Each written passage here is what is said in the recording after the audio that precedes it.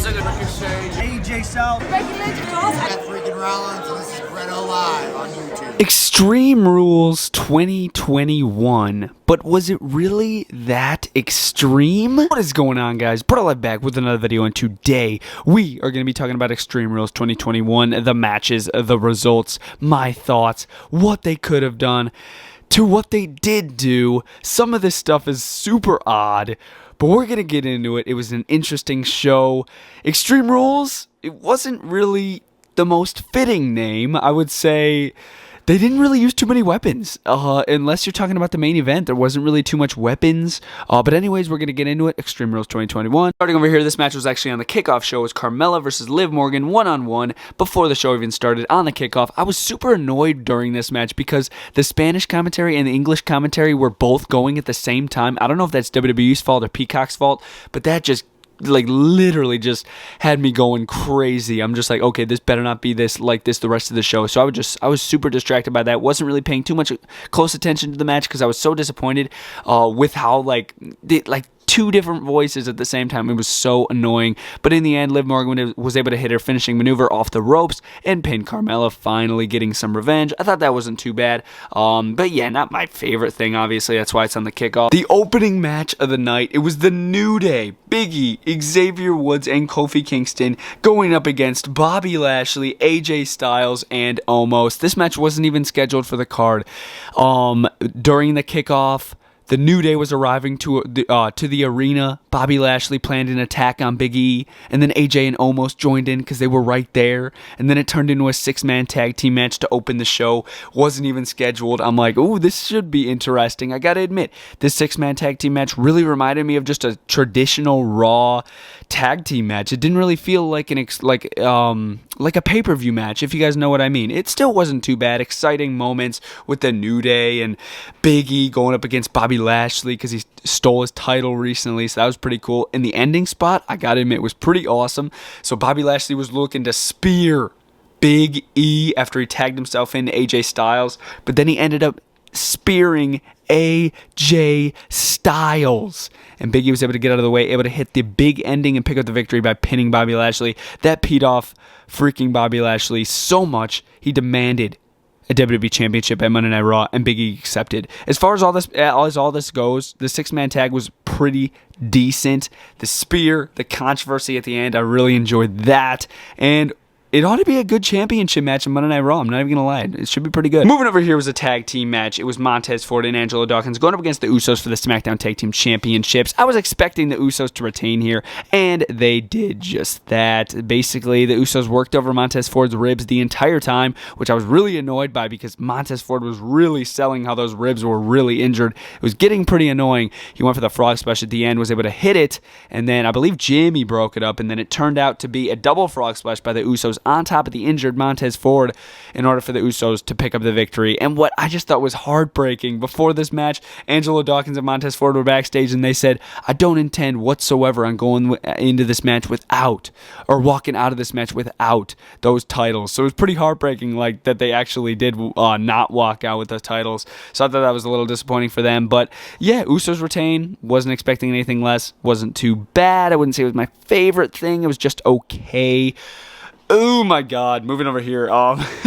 Charlotte Flair versus Alexa Bliss. I'm really still surprised that they have the Flair last name on Charlotte's name there because basically WWE wants you to forget about Ric Flair for whatever reason.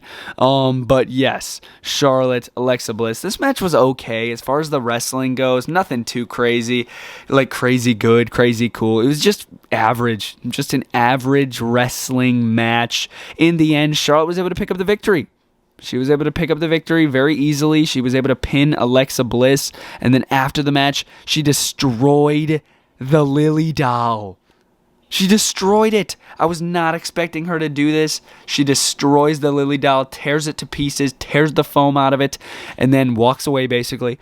And then Alexa Bliss is in the ring, and then she just starts going crazy because it's destroyed, and there's just a skin of the Lily doll. I thought it was kind of funny, I'm not even going to lie. But it was just so weird and so embarrassing. I'm like, what is going on right now? Where's this going? What are they going to do with this? I'm actually kind of interested to see what they're going to do with this. But Alexa Bliss should have won this match, dude. She really should have.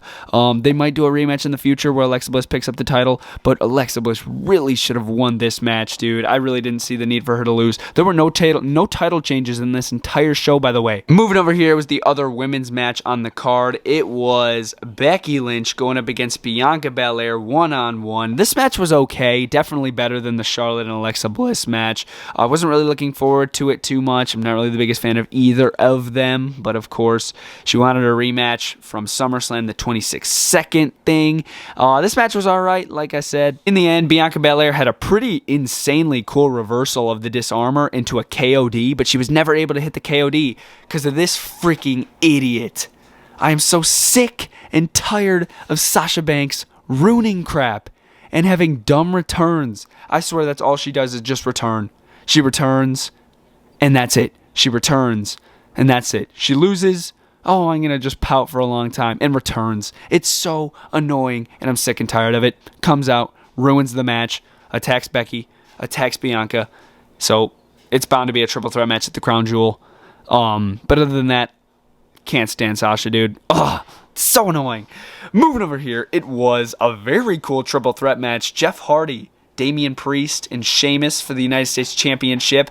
Dude, I wanted Hardy to win this so bad. He's the one that deserved it, dude. Even the crowd was getting behind him. The crowd was chanting, Hardy, Hardy, Hardy. And I'm like, oh my God, Hardy could win this. He hit a swanton bomb off the top rope as Damian Priest was trying to pin Sheamus. I thought that was wicked. But then, in the end, Damian Priest was able to win the match. He was able to retain his United States Championship. Like I said, no title changes in this entire show. How disappointing is that? But yes, he was able to pin, I believe, don't quote me on this, I believe he pinned Sheamus. I could be wrong on that, but I know Damian Priest retained the United States Championship. I kind of forgot who he pinned. Little disappointing, I know. But yes, Damian Priest did retain his United States Championship. It was a very exciting match because I really thought they were going to give it to Hardy, but they didn't. Moving over here, a very odd main event and the only Extreme Rules match on the card. Yep, only Extreme Rules match on the card. Unless you count the freaking triple threat match where they didn't use one weapon. And the name of the pay-per-view is Extreme Rules. Huh. Interesting. They should have just named it The Pay-Per-View. Like, it was just, what? Like, what? But yeah, main event, Finn Balor, Roman Reigns, Universal Championship match. This was awesome. Finn Balor's face paint looked freaking sick as crap. Bill, please give us a figure of that with the headgear and the mohawk. The kilt that he was wearing, the face paint. Oh, it was so epic. Bill, please. It was so awesome, dude. Seriously. This match was awesome. Had so many good spots. The ending was insane. So basically, Finn Balor was down after Roman Reigns speared him through the barricade over here on ringside. And then just the lights started growing crazy. And then Finn Balor's music turned on. And I'm like, what? And his heart started beating. He started pounding on the mat, and then he just came to life right after the spear through the barricade, and then just went ham with a steel chair on Roman Reigns' back. He did a wicked drop kick through a table on the outside. I loved that spot, by the way. Sent one of the Usos through the announcer's desk, destroyed the other Uso. He was going crazy. Sent Reigns back into the ring, went to the top rope, going for the coup de grace. We got a new Universal Champion, and the top rope breaks. You heard me right. The top rope breaks. What? I couldn't believe it. I was like, oh my God, we're going to have a new Universal Championship. I can't believe this. Finn Balor goes for the coup de grace, misses it. He falls off the top rope because the turnbuckle exploded, and Reigns wins with the spear. Can you believe that? Was it intentional? Guaranteed. That was the plan. And I can't believe they went with that ending. That was insane. I cannot believe they went with that ending, dude. I still can't believe it. I still can't believe it. Okay, how can we make Finn Balor lose without making him look bad? Let's have the top rope turnbuckle explode. Great idea.